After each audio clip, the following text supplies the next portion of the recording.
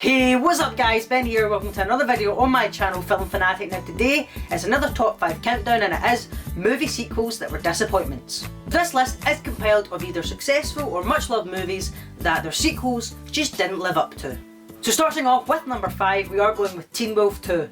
Teen Wolf 2 is obviously the sequel to Teen Wolf 1 starring Michael J. Fox, and Michael J. Fox's Teen Wolf 1 was a huge success. Everyone enjoyed it, it's a classic 80s movie. Teen Wolf 2 was not. Now in Teen Wolf 1, Michael J. Fox's character is on a failing basketball team until he finds out he has genes of a werewolf from his family, and he turns into this werewolf and becomes really good at basketball and helps them progress well in the league. Simple, it's fun, it's a really funny movie as well, it's a good family comedy. It was as if they used the exact same plotline for Teen Wolf 2. Teen Wolf 2 focuses on Michael J. Fox's character's cousin, who's played by Jason Bateman, who finds out he also has these genes and becomes really good at boxing. It's pretty much the exact same movie but with a different sport. Teen Wolf 2 also just wasn't as funny as the first one. The first one had its moments, but Teen Wolf 2 just seemed as if it was pondering along, not really catching a flow, not really catching any speed. It just kind of drifted slowly along and it wasn't as enjoyable as the first one. Not only that, in Teen Wolf 1 there's a secondary character who people enjoyed watching, he was quite funny, and so they just carried him over into the second one, not explaining in any way how he moved city, moved school, made new friends, got into a new sport, not explaining any of that, he was just there. And that was a bit weird for me. As much as this was early Jason Bateman, and I much prefer him how he is now, he wasn't very good in my opinion. The acting was poor throughout from everybody, it didn't seem to be directed very well, it was as if they get just a secondary directing team to do this. Lost all its comedy and it was just, to me, a really big disappointment as I enjoyed the first one so much. That's why Teen Wolf 2 is number 5 on my list. Moving on to number 4 on my list is the 2011 sequel, Cars 2. So in Cars 1, racing star Lightning McQueen drops off his truck taking him to another race and ends up in a deserted town in Route 66. Now Cars 1 was both very successful and much loved, and to me is one of the best Pixar movies they've made. It's highly enjoyable, it's really funny, and it's also really well animated. It's a really good movie.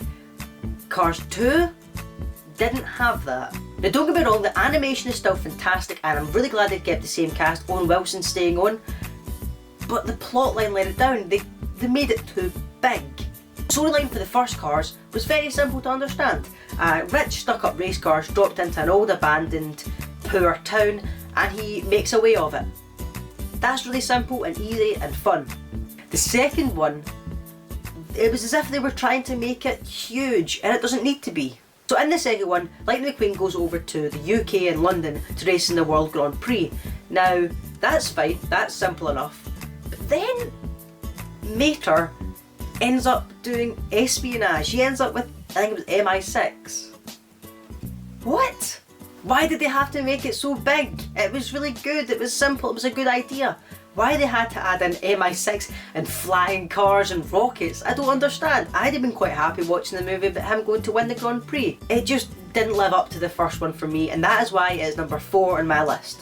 For number 3 on my list, guys, I am going with Bruce Almighty's sequel, Evan Almighty. Didn't know Evan Almighty is the sequel to Bruce Almighty starring Jim Carrey, and it was brilliant. To me, it's one of my favourite Jim Carrey movies. It's so fun. It was as if they just gave him free range of his comedy. They just let him do what he wants and it was fantastic. It was a brilliant, really funny movie. So very much like Teen Wolf 2, Evan Almighty took the secondary character from the first movie and made him a central character in the second movie. So the plotline for Evan Almighty is Evan is a very successful senator in the US government, and then God approaches him and tells him there's going to be another flood and he needs to build an ark. The one thing that got me about this movie is they never mentioned Bruce. Evan was Bruce's competitor in the job and it was the same God who approached Bruce. You'd have thought they have that connection. They'd have at least mentioned them. Not only that, the fact that Evan is a very successful senator doesn't make sense considering at the end of Bruce Almighty, Bruce gives up his job as lead anchorman and gives it to Evan. So Evan was doing a good job being anchorman and now he's a US senator? Can someone explain that to me? Evan Almighty didn't make as much money and was just not as funny as the first one, so that is why it is number 3 on my list. Now for number 2 on my list, guys, it is a more modern film. It is the 2013 Grown Ups 2. Now Grown Ups 1 was the first movie Adam Sandler has done since the year 2000 that I actually enjoyed watching. I thought it was really funny and the storyline was great, It was good budget as well, so it wasn't, you know, too big and it wasn't really poor. It was a really good family comedy that I really enjoyed and my family liked watching. Now Grown Ups 2, it seemed as if they were trying to replicate that success and it didn't quite work out. So the plotline for Grown Ups 2 is, what even is the plotline for Grown Ups 2? The plotline for Grown Ups 2 was a mess. It was as if they just kind of, Adam Sandler, Chris Rock and David Spade and that just kind of sat around the table and thought, right, what's funny, what's a funny situation that kids and grown-ups can relate to? Oh, let's throw that in that movie. There wasn't any flow to it. It was a mess, to be quite honest. And this brings me to number 1 on my list, guys, and it is Iron Man 2. Much as Iron Man 2 did make a lot of money, it is number 1 on my list because it was such a disappointment. After the first one, there was so much hype for the second one. Everyone was so excited for it. And then it came out, and it just plummeted. I can't think of anyone who actually enjoyed it. So in the second one, Tony Stark still obviously has his Iron Man suit, and this time he's terrorised by Whiplash, who is a Russian man, who makes his own kind of electric whip things, and he is terrorised by him. Now, the movie was a disappointment, is the only way I can describe this movie. Robert Downey Jr. was still fantastic, but for me, it was just let down in every way.